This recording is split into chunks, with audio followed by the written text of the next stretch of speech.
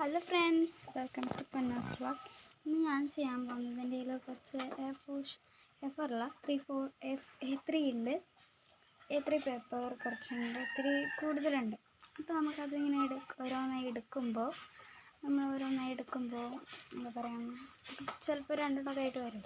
രണ്ടെണ്ണമൊക്കെ ആയിട്ട് നമ്മൾ ഊതും, അങ്ങനെയൊക്കെ എടുക്കും.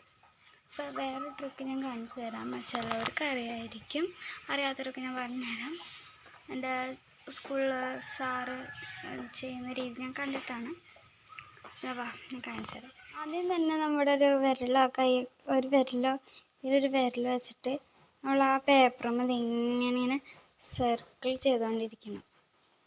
അപ്പോൾ ഇവിടെ ഒരു തന്നെ ഇങ്ങനെ നീങ്ങിക്കൊണ്ടിരിക്കും. നീങ്ങിക്കൊണ്ടിരിക്കണുണ്ടോ?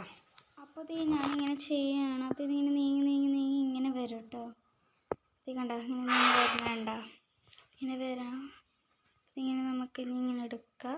നമ്മൾക്കിങ്ങനെ ഊതേണ്ട ആവശ്യമില്ല. അപ്പം നമുക്ക് എഡ്ജിൽ നിന്ന് നമുക്കിങ്ങനെ എടുക്കാം.